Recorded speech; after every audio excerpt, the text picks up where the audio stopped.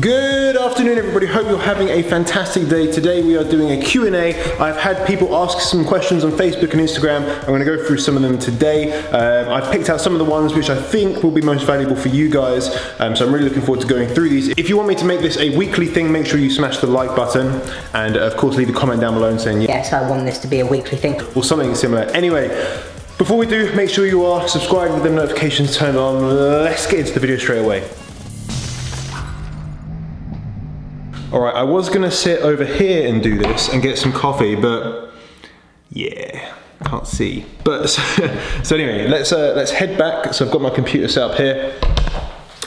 Using a new camera as well, guys, with a new microphone. Hopefully you can hear me all right. But yeah, so thank you for anyone that got back to me on my Instagram about kind of what camera to choose. I went for a Canon 77D. Right now I'm using a 10 to 18mm lens, and I also have a 15mm lens as well for, you know, the cinematic B-roll type stuff. Yeah, as I said, on Instagram and on one of my Facebook groups, one of my Amazon groups, I asked a question, you know, what questions do you have? It could be related to Amazon, it could be related to anything. Thank you for everyone that responded. I'm gonna go through some of the questions now. So if you have any questions that you'd like me to answer, what I'm gonna do is just put my Instagram handle down here, and all you need to do is go and follow me and send me a message with a question saying, hey, can you put this in the next Q&A video? I'll get a list of, you know, 10, 15 questions, and then I will do another video. So as soon as I get those questions, I'll record the video and I'll upload it for you guys. So if you want me to continue doing these sorts of videos, then yeah, make sure you interact with it. So the first question we have from Sean, this is from the Amazon FBA Facebook group. It's a free group, you can just join down below, it's in the description.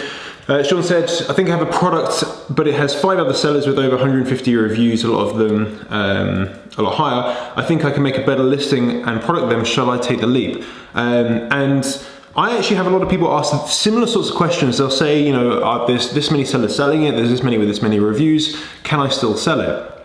And ultimately I can't answer that for you because I haven't done the research. But what I will say is that if there's volume in the market, so what I mean by that is there's sales, there's lots of people buying the products, then you know then there's demand. And that's the first thing you need to understand, is there demand for the product? If so, fantastic, because if you can take a percentage of those sales, then hopefully you can be successful. What you're then looking for is an opportunity where you can come in as a new seller and differentiate yourself and offer the customer a better solution or an improved solution, a new solution. So if you're looking at those listings and if they have lots of reviews, but some of the reviews are bad, saying that the quality is not very good, or, you know, a part keeps breaking, then you can start looking for these new opportunities. 1 second. We have mail, we have mail. And that's kind of really where I can give my advice in that, from that standpoint, is you have to look for the opportunity. So of course I can't answer that question because I don't know what the product is, I don't know any of the figures, I haven't done the research myself. But what I would say is don't just go into a product just maybe because of the listing, because other people can just improve their listing. Go into a product to try and change and offer the customers a slightly different solution or a better solution to the majority. So hopefully that answers your question, Sean, and hopefully you even watched the video. There we go. This next one is from Jason, so thank you. This is also from the Facebook group. These aren't in any particular order, I'm just going for it. He says, how would you advise doing a Facebook giveaway, landing page question, what kind of ad question, ManyChat question? Question mark.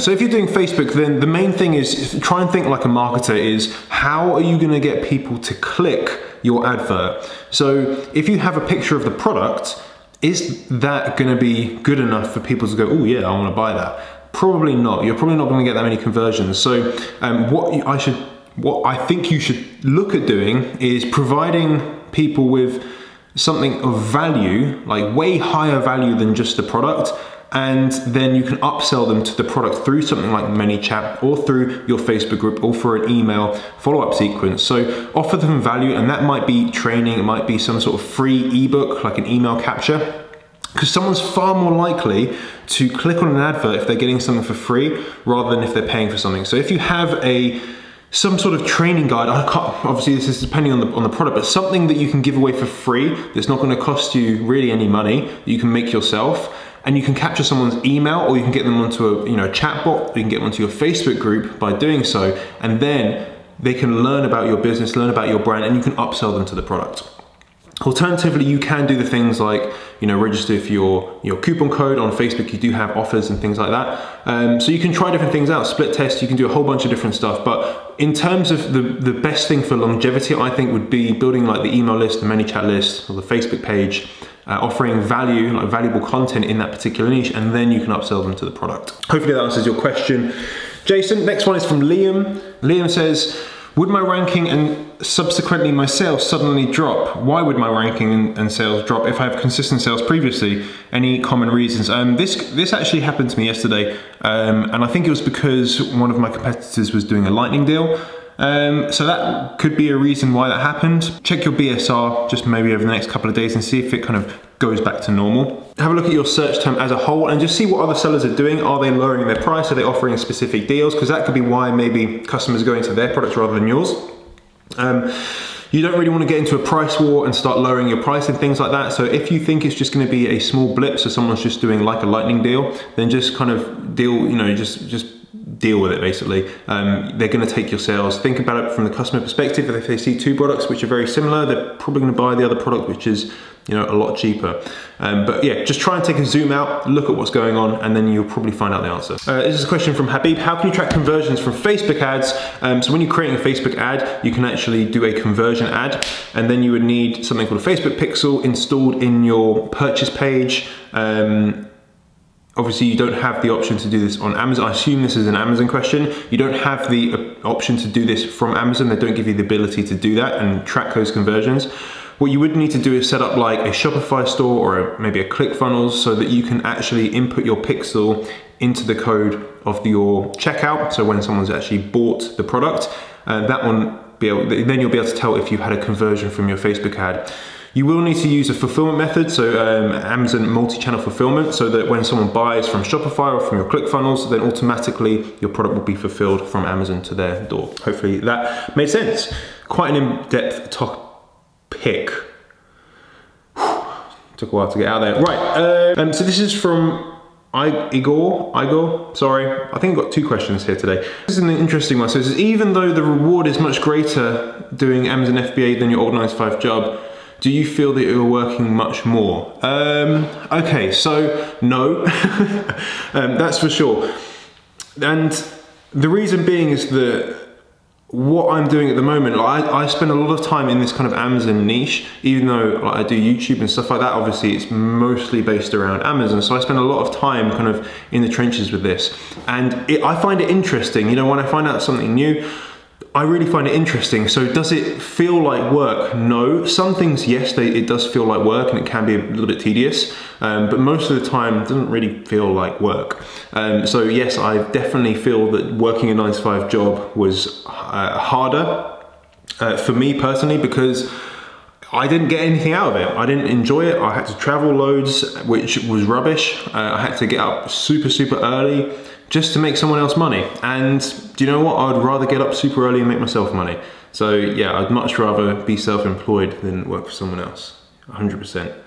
Not everyone's like that, but for me, that's just the way I like it. Right, so various questions. So I got quite a few that was based around how much money do you need to start with Amazon FBA. I personally think anywhere between £1,500 and £2,000. I think that's a nice area to start. However, you can do it for more and you can do it for less as well. So I've had people that have done it for under £1,000. I've had people that have done it with over £5,000. The difference is that when you're looking at product criteria, then if you have £1,000 to spend, you can't start buying products that are $10 a unit. You won't have the money to be able to invest into it. So you have to be realistic. So you set your parameters based on how much money you can spend, and that's it. So you can start with whatever amount you want. It's just that you don't be delusioned as to what sort of, or how much money you can make. You're not going to make 50 grand a month by investing 1,000. That's just not going to happen. However, you can make 50 grand a month if you're investing, I don't know, 15, 20, 25,000. So you see where I'm at here, okay? If you had the amount of money that you input dictates the money that comes out. This one is from Blue. Now, Blue Kunst. Yeah, I wonder if. What are your future plans? I honestly, I struggle to plan the day that's in front of me. So future plans, I'm not really sure. I just want to continue doing what I'm doing.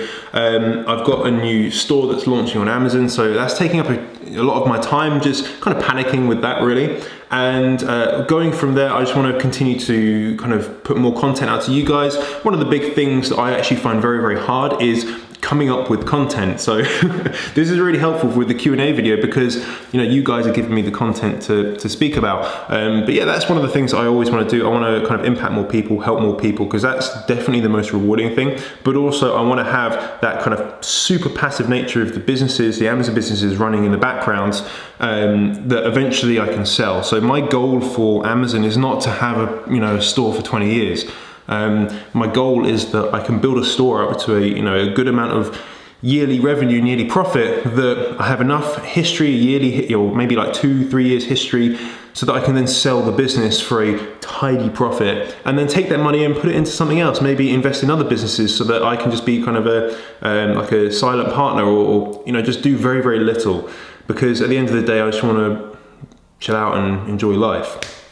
So that's kind of my future plans. What will happen, I don't know. It could all change in a month's time. It could all change in 6 months' time.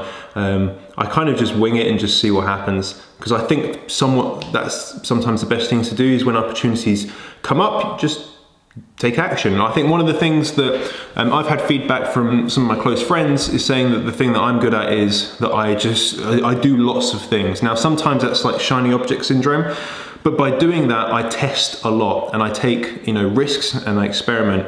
And I think that's something that's really helped me, is if I try something, it doesn't work, then I don't really care. If it doesn't work and I fail, then it's fine, I've learned something. But if you don't try, then you can't even succeed. Who knows what's gonna happen? I don't know. Will_Stokes18 asked, why did you choose FBA over things like stock market or something else, maybe Forex or trading? So why did I choose FBA for Fulfillment by Amazon? Why did I choose it as a business to start? I've tried to start businesses in the past, they failed. They failed because of me, because my inability to put a lot of effort into it or put the time into it that it needed, okay? So I was looking at FBA for a long time. I was looking at other things, social media marketing, I've been looking at trading, I've been looking at all that sort of stuff. But the thing that I saw that I could do in my spare time, which I didn't have a lot of, was FBA. I knew that I could remember, even if it was half an hour a day, I literally just got up early and went to bed later, to just put the time in so that I could still do my job, I could still make money while I was working and have that passive income kind of stream coming in. That really appealed to me, because I couldn't just quit my job. I couldn't just take time off, because it was really high demand. So FBA was something that I really like the passive nature of the business. Yes, you have to put a lot of work in, obviously. Nothing worthwhile is easy. But the point is that you can, take your foot off and you can do the things that you want to do and you can still make money. So that's what really kind of brought me to FBA, rather than doing other things like maybe Forex trading. And the thing with Forex trading or any sort of trading is that the returns aren't very high, in my opinion. Is if you're doing Forex trading particularly, the returns aren't very high and you've got to put a lot of work in. You've got to have a lot of knowledge and skill and stuff like that. And it's just not something that I'm interested in at all. I'll invest in stock markets, yeah, happy to do that, but I'm not a trader. I don't like the risk of doing that and the feeling of it actually. So if you're putting money into something, I don't like the feeling of not knowing what's going to happen. Whereas with Amazon, you have a lot more ability to control what happens, because if you don't put a lot of effort into it and your product looks rubbish, then that's your fault. You can't blame anyone else. There's no outside thing that's dictating if that's not going to sell or not. It's probably not going to sell because you haven't put any effort into it. Whereas if you really try hard and you put a lot of effort into your branding and all that sort of stuff, then it's far more likely to be a success. So it's more dictated by you than other people. I don't know if that answers the questions, but that's what brought me to FBA, and rather than doing other things. Of course, I'll have more businesses in the future. I like that sort of stuff. I like starting businesses, but I don't think I'm going to do something where, particularly with something like trading, where I have to be the person that's in the business. I want a business where I can start and then I can walk away. I can take myself out of the business and the business still runs. So this question is from Wade786. Do I need a brand name and logo before starting Amazon? Yes, you definitely, well, if you're doing private labeling, then yes, you absolutely do. Brand name, don't put too much, if you're, yes, you have to come up with it, but don't like go, oh my God, I've got to think of a brand name before I even look for products. Look for a product first, and then maybe you can go into the brand name and that sort of stuff and the branding. Yes, you do need it to start. And this one's from Sam Malinsky. What are the best ways that you can get your YouTube videos ranked so high? Aha, I'm not telling you. Nah, I'm not telling you. No, that's a secret I hold very dear to me. No, so you'll see some of my videos get ranked quite highly. Some of them, I don't know why. I honestly don't. For example, I have it's a really bad video. I have a video that talks about the American Express Gold Card. It is an awful video. I'm literally rambling for 15 minutes or 20 minutes about why I like it, because it's a gold card, because it's gold. And that's literally it. Whereas if you look at the other videos on YouTube, they're really informative and they're really good videos. However, mine's ranked like one of the highest videos, and I have no idea why. So sometimes you just don't know why things are going to rank on YouTube. The main thing is that you provide valuable content, and I think it's all down to watch time. If people like your content, they watch it for longer, and YouTube go, okay, cool. Then if people are watching it for longer, it must be a good video. We'll rank it higher. So that's the main thing. If you have a crap video, then it's always going to be a crap video. It's kind of like anything. If you put out crap, then it's still going to be crap. Even if a lot of people look at it, it's still going to be crap. So there we go. So those are the questions that I have received. I did receive more, but some of them were kind of really quite a little bit too specific, that maybe I'll go into like maybe whole videos on that topic. So if you want to see more content like this, then what I want you to do is make sure that you do kind of join these Facebook groups, follow me on Instagram, or just leave a comment down below just with what you kind of want to see, any questions that you have. And make sure you do go on Instagram, because I'll put a story up that says, hey, I'm doing another Q&A video, enter your questions, and I'll do that little thing where you type in your answers and stuff. But if you have enjoyed the video, I want you to make sure that you are, of course, subscribed with the notifications turned on. Let me know what you think about the nice wide angle lens. It's quite cool though, isn't it? I do really like it. I will have more content coming for you very, very, very, very soon. Some huge updates for you. My stock has nearly arrived at Amazon. It's nearly there. I'm getting nervous now. So yeah, it should be fun. I'm not going to say more than that, but I will when we get the products in and when I can start selling them to you guys. I'll share with you what I've been up to for the past few months. Thank you as always, and I'll see you all very soon. Bye bye.